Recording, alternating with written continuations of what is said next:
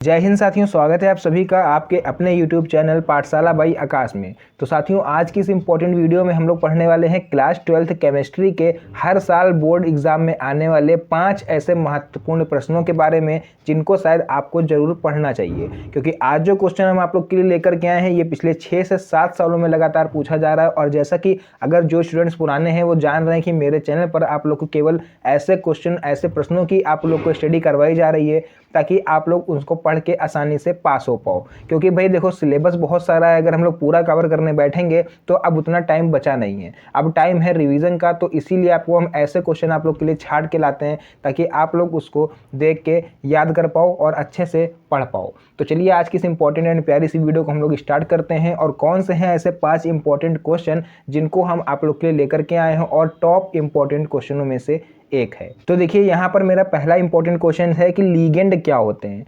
तो देखो, लीगेंड आप लोगों ने पढ़ा होगा, ये है उपसह संयोजन यौगिक, जो आपका चैप्टर है जिसमें आपको नॉमेनक्लेचर यानी IUPAC आपको बताया गया है, उस चैप्टर का ये इंपॉर्टेंट क्वेश्चन है। और यहाँ पर पूछा गया कि लीगेंड क्या होते हैं, यहाँ पर आपको इसका एग्जाम्पल भी बताना है। तो देखो मेरे भाई, यहाँ पर ध्यान से समझना कि किसी संकर यौगिक में, संकर यौगिक मीन्स कोई कंपाउंड हो, अगर है ना, कोई कंपाउंड, यानी कि जैसे आपका फिटकरी हो गई है ना, या फिर PUP हो गई, या फिर NaCl हो गया, मतलब इस तरह के कोई भी कंपाउंड होता है जो, तो किसी संकर यौगिक में उपस्थित वह आयन या अणु, ठीक, मतलब लीगेंड क्या होते हैं, लीगेंड वो होते हैं जो किसी संकर यौगिक में उपस्थित वह आयन या अणु होता है जो किसी केंद्रीय धातु परमाणु, केंद्रीय धातु परमाणु यानी कि जो सेंट्रल मेटल एटम होता है जो, ठीक, उसके साथ या फिर किसी आयन के साथ जुड़कर एक जटिल यौगिक यानी कि एक कॉम्प्लेक्स कंपाउंड का निर्माण करते हैं, उनको हम लोग बोलते हैं यहाँ पर बच्चों लीगेंड। तो इसका एग्जांपल आपको हम बताएंगे। यहाँ पर आप लोग देख पा रहे हो लिखा हुआ है, सबसे फेमस है और यहाँ पर IUPAC भी इसका सबसे ज़्यादा पूछा जाता है, तो K4FeCN6। यहाँ पर कौन क्या है, देखो ये तो बाहर का हो गया, इससे अपने को मतलब नहीं है। ये होता है बच्चों Fe, जो यहाँ पर है ये है हमारा केंद्रीय धात्विक परमाणु, यानी कि जो बिग ब्रैकेट होता है, बड़ा ब्रैकेट होता है, इसके जस्ट बाद जो लिखा होता है वो होता है हमारा केंद्रीय धातु परमाणु। और ये जो छोटे ब्रैकेट के अंदर होता है बच्चों, ये होते हैं हमारे लीगेंड। ध्यान देना, यहाँ पर अगर लीगेंड होते हैं ये, तो यहाँ पर अगर ये लीगेंड ना जुड़ा होता, कल्पना करो ये लीगेंड यहाँ पर नहीं है, केवल K4Fe है, तो कितना सिंपल था यौगिक, है ना। संकर था, यानी कि दो अलग अलग तरह के मिल रहे हैं तब संकर बोलते हैं। आप लोग बायोलॉजी के स्टूडेंट हैं वो समझ रहे होंगे। तो यहाँ पर देखो K4 था, Fe, दोनों मिलकर एक यौगिक बना लेते। बट इसने क्या करा कि केंद्रीय धातु परमाणु के साथ या फिर आयन के साथ जुड़कर इसने इस यौगिक को, छोटे से यौगिक को एक जटिल यौगिक बना दिया, यानी कि एक कॉम्प्लेक्स कंपाउंड का इसमें निर्माण कर दिया। तो यहाँ पर आप लोग इसका स्क्रीनशॉट ले लो बच्चों, यहाँ पर क्योंकि क्लियर शब्दों में देखो मैंने लिख दिया आप लोग के लिए कि केंद्रीय धातु परमाणु इसमें Fe है और जिससे लीगेंड CN जुड़ा हुआ है, ये साइनाइड है CN, इसको बोलते हैं यहाँ पर लीगेंड। तो आप लोग इसका स्क्रीनशॉट ले लीजिए, तब तक हम लोग बढ़ते हैं अपने नेक्स्ट क्वेश्चन की तरफ। अगला इंपॉर्टेंट क्वेश्चन है मेरा यहाँ पर कि वर्ग 18 के तत्वों को अक्रिय या निष्क्रिय तत्व क्यों कहा जाता है। तो आप लोगों ने कई बार पढ़ा होगा, पिछले साल 2024 में भी आया हुआ है। तो यहाँ पर है कि वर्ग 18 के जो तत्व होते हैं उनको अक्रिय क्यों बोलते हैं। दो नाम है, अक्रिय बोलो या फिर निष्क्रिय बोलो, तो ऐसा भैया क्यों बोलते हैं। तो यहाँ पर इसका आंसर आप लोग पढ़ पा रहे हो, लिखा हुआ है कि वर्ग 18 के तत्वों को अक्रिय या निष्क्रिय तत्व कहलाते हैं क्योंकि, है ना, क्योंकि इन तत्वों के अष्टक जो होते हैं वो पूर्ण होते हैं, जिसके कारण ये अन्य तत्वों के साथ रासायनिक क्रिया नहीं करते। तो अब ये अष्टक क्या होते हैं, इनको ध्यान से समझ लो जरा सा। तो देखिए यहाँ पर भैया अष्टक बोला जाता है, जैसे कि आप लोग मान लो यहाँ पर कोई एलिमेंट लिया हुआ है, जैसे कि हम लोग कोई भी एक एलिमेंट मान लेते हैं। यहाँ पर फॉर एग्जाम्पल किसी का हम इलेक्ट्रॉनिक विन्यास लिख रहे हैं 2 8, तो देखो यहाँ पर आखिरी के इसके अष्टक पूर्ण है ना। अब जैसे फॉर एग्जांपल चलो मान लेते हैं क्लोरीन का हम लोग लिखते हैं, तो क्लोरीन का जो परमाणु क्रमांक होता है बच्चों वो होता है 17। तो यहाँ पर इसका अष्टक कैसे बनेगा, 2 8 7, इस तरह से बनेगा। तो आखिरी में देखो 7 है, तो ये अपूर्ण है, यानी कि अगर 8 होते अष्टक, देखो यहाँ पर बोला गया, ध्यान से सुनो, ये देखो अष्टक लिखा हुआ है ना, अष्टक पूर्ण होते हैं, क्योंकि इन तत्वों क्या होते हैं, अष्टक पूर्ण होते हैं। तो जिनके भैया अष्टक पूर्ण होंगे वो हो जाएंगे अक्रिय या फिर निष्क्रिय, क्योंकि अब वो आगे किसी से बैलेंसिंग नहीं कर सकते। बट जिसके में 7 आएगा, 6 आएगा, 5 आएगा, यानी कि 8 नहीं आएगा, वो क्या करेंगे, देखो यहाँ पर एक इलेक्ट्रॉन की कमी है तो ये दूसरे से एक ले लेंगे, तो एक तरह से ये दूसरे के साथ क्या कर रहे हैं, पेयर बना ले रहे हैं। तो इसीलिए इन जिनके आखिरी में 8 आ जाए, जैसे इलेक्ट्रॉनिक विन्यास जिनके आखिरी में 8 आ जाए तो वही होते हैं बच्चों हमारे अक्रिय या फिर निष्क्रिय तत्व।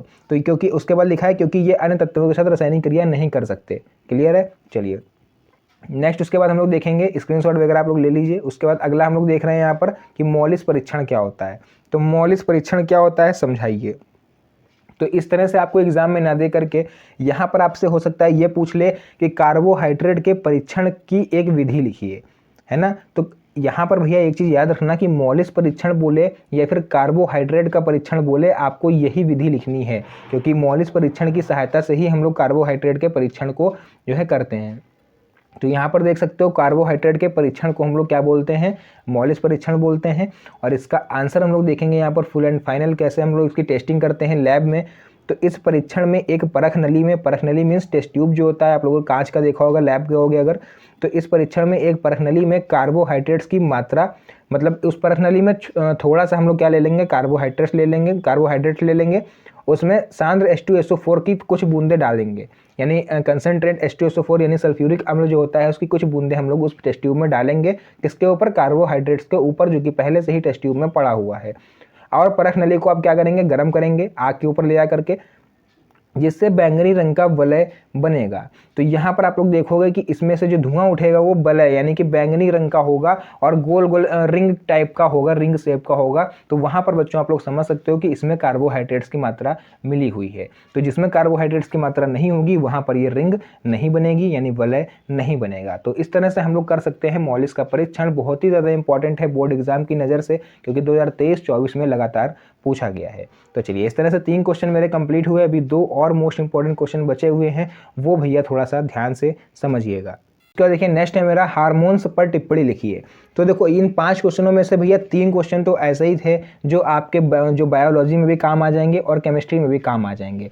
यानी कि अगर आप बायोलॉजी के स्टूडेंट हो और केमिस्ट्री भी आप लोगों ने ले रखी है भैया, केमिस्ट्री तो ले रखी होगी, तो ये जो क्वेश्चन आज हम बता रहे हैं आपके दोनों में काम आने वाले हैं, यानी कि 2 in 1। आपकी बायोलॉजी में भी चलेंगे, केमिस्ट्री में भी चलेंगे। तो हार्मोन्स पर टिप्पणी लिखिए। तो देखो हार्मोन्स क्या होते हैं। हार्मोन्स एक प्रकार के रासायनिक पदार्थ होते हैं जो अंतःस्रावी ग्रंथियों से स्रावित होते हैं। रासायनिक पदार्थ यानी कि जो हमारे अंतःस्रावी ग्रंथियां होती हैं हमारे शरीर के अंदर, जिनसे एंजाइम्स निकलते हैं, है ना, और प्रोटीन्स भी होते हैं। तो अंतःस्रावी ग्रंथियों से ही हमारे जो हार्मोन्स हैं वो भी भैया विकसित होते हैं, यानी कि वहाँ से निकलते हैं। तो नोट यहाँ पर देखो एक इंपॉर्टेंट पॉइंट लिख लेना कि जो हार्मोन्स होते हैं, हार्मोन्स को रासायनिक संदेशवाहक भी कहा जाता है। यानी संदेशवाहक मीन्स टेलीग्राम या इंस्टाग्राम नहीं, ये भैया हार्मोन जो होते हैं ये हमारे शरीर का इंस्टाग्राम होते हैं या फिर व्हाट्सअप होते हैं, ऐसे ध्यान रखना। यानी कहीं पर कोई दिक्कत होती है तो ये संदेशवाहक अपना संदेश लेकर के सीधे मस्तिष्क के पास जाते हैं कि हमको यहाँ पर प्रॉब्लम है। क्लियर है? तो हार्मोन्स की कमी, अगर हमारे शरीर में इनकी कमी है या फिर ये बहुत कम मात्रा में है या इनकी कमी हो गई है तो हमारे शरीर में कई प्रकार के दुष्प्रभाव देखने को मिलते हैं। हार्मोन्स एक आप लोग को बता दें कि ये हमें हमारे पूर्वजों से मिलते हैं। तो हार्मोन्स की कमी से दुष्प्रभाव क्या होते हैं, जैसे कि इसका सबसे बढ़िया एग्जांपल आप लोग देखोगे 2024 बोर्ड परीक्षा का जो टॉपर थी हमारी, नाम उनका शायद प्राची निगम शायद नाम था, ऐसे ही कुछ था। तो हाई स्कूल की जो टॉपर थी आप लोग देखोगे उनके फेस पे हल्के से बाल आपको देखने को मिले थे। तो ये एक तरह से क्या होती है, हार्मोन्स की कमी होती है, जिस कारण जो हमारे शरीर पर कुछ दुष्प्रभाव दिखने लगते हैं, है ना। कोई बीमारी नहीं होती है बट ये केवल हार्मोन्स की कमी होती है। क्लियर हो गया? चलिए बाकी हार्मोन्स का असर आप लोग ऐसे भी देख सकते हो, कुछ लोग के दाढ़ी नहीं आती है पूरी, कुछ लोग के हल्की हल्की दाढ़ी आती है, या कुछ लोग के ज़्यादा दाढ़ी आती है, ये समय से पहले आ जाती है। तो ये कुछ एग्जाम्पल हैं, आप लोग इसको समझ सकते हो। उसका उदाहरण देखोगे कौन कौन से हार्मोन्स होते हैं हमारे शरीर में, थायरॉक्सिन, इंसुलिन और ऑक्सीटोसिन, ये मेन होते हैं। बाकी तो बहुत सारे होते हैं, ठीक, आदि लगा दिया NETC लास्ट में, बहुत सारे होते हैं। मेन 3 होते हैं, थायरॉक्सिन, इंसुलिन और ऑक्सीटोसिन। क्लियर हो गया? चलिए 5वां भैया और इम्पोर्टेंट है, इससे ज़्यादा आप लोग के काम का है। स्टेरॉइड्स क्या होते हैं? बहुत लोगों को पता होगा, जिम वगैरह जो लोग जाते हैं उनको पता होगा स्टेरॉइड्स क्या होते हैं। तो स्टेरॉइड्स क्या होता है, एक प्रकार का कृत्रिम हार्मोन्स होता है जो शरीर के विकास व कई प्रकार की चिकित्सा प्रणाली में सहायक होते हैं। इनका हमारे शरीर पर दुष्प्रभाव भी पड़ता है। अच्छा, ये स्टेरॉइड्स क्या होते हैं, एक तरह से कृत्रिम हार्मोन से आप लोग पढ़ पा रहे हो यहाँ पर, कृत्रिम हार्मोन्स, यानी कि जो हमारे शरीर में नहीं है उसको अलग से डाला जाता है। जो लोग जिम वगैरह जाते हैं उनको अलग से हार्मोन दिया जाता है ताकि उनका खाना जो डाइजेशन सिस्टम है वो सही हो और उनकी बॉडी पे असर दिखे। तो इसी कारण आप लोग देखते होगे जो जिम जाते हैं उनके कुछ ज़्यादा ही बॉडी बन जाती है बहुत ही जल्दी। तो समय से पहले काम करने के लिए जो कुछ कृत्रिम हार्मोन्स हमारे शरीर में डाले जाते हैं, उन्हीं का नाम है स्टेरॉइड्स। ये बहुत ज़्यादा खतरनाक होते हैं, इनका साइड इफेक्ट हमारे शरीर पर बहुत ज़्यादा होता है। आप लोग गूगल पर सर्च करोगे स्टेरॉइड्स के साइड इफेक्ट तो बहुत ही भयंकर साइड इफेक्ट आपको देखने को मिलेंगे। सबसे ज़्यादा इनका दुष्प्रभाव, जितना प्रभाव नहीं होता है उसका दोगुना दुष्प्रभाव होता है हमारे शरीर पर। तो इसका यूज़ जो है चिकित्सा प्रणाली में भी करा जाता है। कई ऑपरेशन ऐसे होते हैं जहाँ पर मरीज को डॉक्टर स्टेरॉइड्स देते हैं, बट वो उसको इमेजिन यानी पूरा सही से जो होता है उसका कंफर्मेशन कर लेते हैं कि इसका कोई साइड इफेक्ट ना हो, तभी वहाँ पर स्टेरॉइड्स दिए जाते हैं, जो कि देना ज़रूरी होते हैं। यानी कि अगर पेशेंट को नहीं दिए जाएंगे तो वो उस ऑपरेशन उनका सही से नहीं हो पाएगा। इसी वजह से यहाँ पर स्टेरॉइड्स कुछ बढ़िया होते हैं, कुछ बेकार होते हैं, बट साइड इफेक्ट सभी के होते हैं। ऐसा नहीं होता कि साइड इफेक्ट किसी के नहीं है। क्लियर है? तो ये थे कुछ 5 ऐसे इंपॉर्टेंट क्वेश्चन जिनको आपको जरूर पढ़ना चाहिए, क्योंकि आपकी बायोलॉजी और केमिस्ट्री दोनों में पूछे जाएंगे।